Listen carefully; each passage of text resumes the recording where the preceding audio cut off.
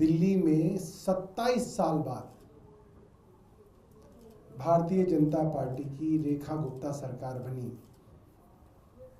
और आशीष सूद उसके अंदर दिल्ली के शिक्षा मंत्री बने। इनके शिक्षा मंत्री बनते ही और भारतीय जनता पार्टी की सरकार दिल्ली में आते ही प्राइवेट स्कूल वालों की दिवाली मन गई। प्राइवेट स्कूल मालिकों की लॉटरी खुल गई और लगभग सभी प्राइवेट स्कूलों ने 20% से लेकर 80% तक फीस बढ़ा दी। किसी ने 20%, किसी ने 40%, किसी ने 80%। दिल्ली में हाहाकार मच गया। स्कूल के वो जो बच्चे थे उनके पेरेंट्स ने धरने किए, प्रदर्शन किए, आशीष सूद से मिले, रेखा गुप्ता से मिले, यहां तक कि इनके सचिवालय में भी धरना प्रदर्शन हुआ, हाय हाय हुई। और इन्होंने कहा कि हम सब प्राइवेट स्कूलों की फीस पर नियंत्रण करने के लिए एक बड़ा शानदार कानून बना के ला रहे हैं। चोरी छुपे कानून बनाया गया। वरना कोई भी कानून बनता है तो उसको पब्लिक ओपिनियन के लिए, लोगों की सलाह मशवरे के लिए वेबसाइट पे डाला जाता है, कहीं नहीं डाला गया। पेरेंट्स एसोसिएशन को बुला के स्टेक होल्डर से पूछा जाता है, किसी से नहीं बताया गया। चोरी छुपे विधानसभा में लाया गया, बिना किसी डिस्कशन के पास कर दिया गया। और यह कानून इन्होंने दिल्ली की जनता पर थोप दिया। हमने तभी कहा था यह कानून बच्चों के लिए नहीं, यह कानून प्राइवेट स्कूल ओनर्स की लॉबी के लिए लाया गया है। प्राइवेट स्कूल के जो मालिक हैं, जो करोड़पति अरबपति, जो धन्ना सेठ हैं, उनकी जेब गर्म करने के लिए कानून लाया गया। और रेखा गुप्ता जी कहती अरे नहीं नहीं, तो बड़ा चमत्कारी कानून आ गया, मास्टर स्ट्रोक आ गया। और कल सुप्रीम कोर्ट ने इस सरकार से पूछा कि भाई इतनी जल्दबाजी में जो तुम कानून लाए हो, ये तो इंप्लीमेंट ही नहीं हो सकता। इतनी जल्दबाजी क्या थी तुम्हें इस कानून को लाने की? कानून ला रहे थे तो कम से कम सोच समझ के ही बनाना चाहिए था। तो इन्होंने कल सुप्रीम कोर्ट में सरेंडर कर दिया और इनकी जो साठगांठ थी प्राइवेट स्कूल मालिकों के साथ, वो सुप्रीम कोर्ट में साफ हो गई।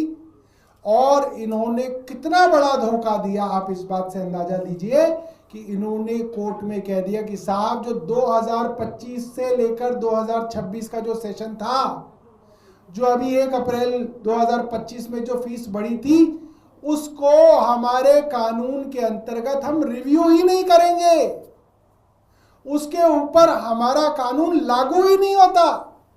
तो क्या किया इन्होंने? जितनी फीस प्राइवेट स्कूलों ने बढ़ाई, 20% बढ़ाई, 60% बढ़ाई, 80% बढ़ाई, इन्होंने सारी की सारी मनमानी फीस को लेजिटिमाइज कर दिया, उसको कानूनी जामा पहना दिया।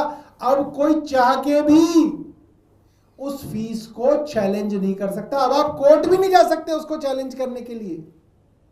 ये तो देखेंगे नहीं, पेरेंट्स भी उसको चैलेंज नहीं कर सकते। तो इन्होंने तो लॉटरी लगा दी प्राइवेट स्कूलों की।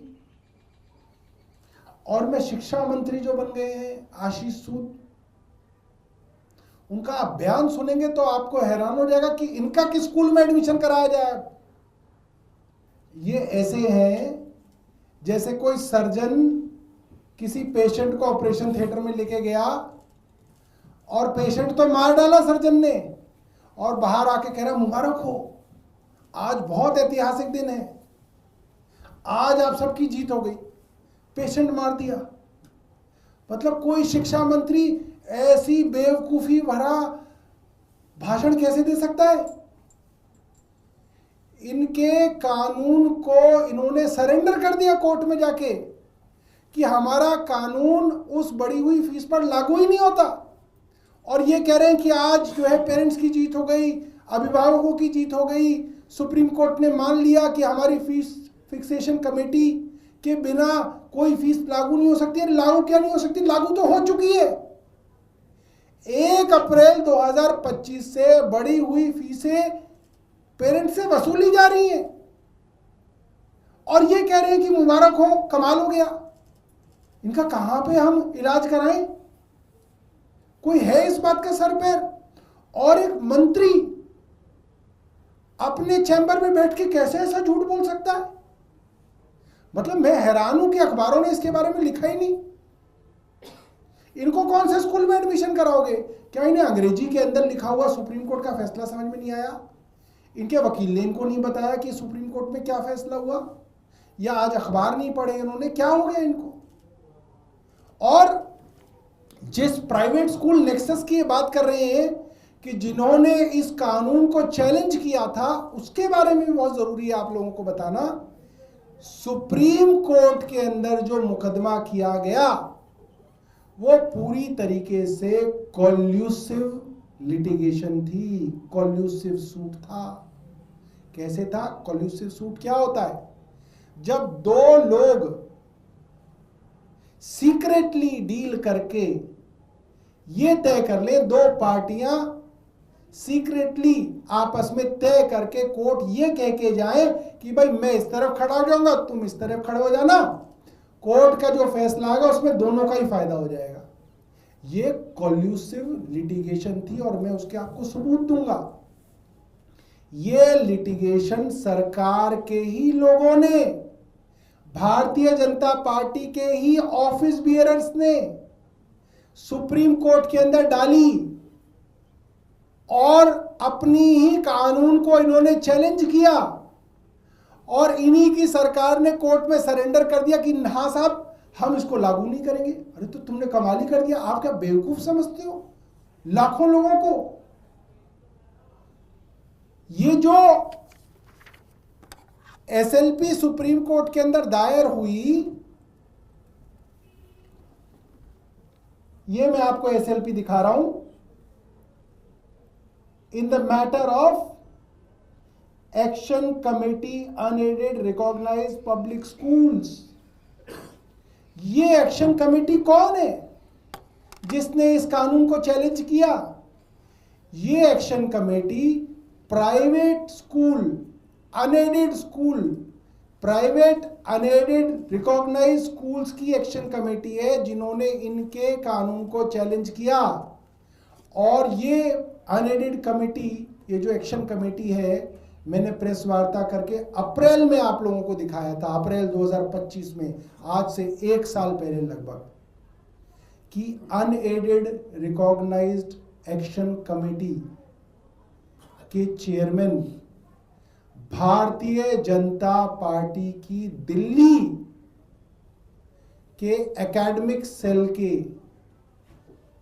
चेयरमैन हैं, हेड हैं, प्रेसिडेंट हैं, अध्यक्ष हैं। इनकी दिल्ली की कार्यकारिणी के सदस्य हैं Bharat Arora. Private school lobby के अंदर भरत अरोड़ा दिल्ली का जाना माना नाम है। जो ये सारे मुकदमेबाजी करते हैं वो भारतीय जनता पार्टी की दिल्ली की कार्यकारिणी में है। वो इनके एकेडमिक सेल के अध्यक्ष हैं दिल्ली के। खुल्लम खुल्ला चोरी हो रही है, खुल्लम खुल्ला डकैती हो रही है। शिक्षा प्रकोष्ठ भारतीय जनता पार्टी दिल्ली प्रदेश का अध्यक्ष, joint action committee of private schools का चेयरमैन, और वो सुप्रीम कोर्ट में जाते हैं सरकार के कानून के खिलाफ कि साहब ये कानून लागू नहीं होना चाहिए, और सरकार वहां पे सरेंडर कह देती है हाँ मालिक लागू नहीं होगा।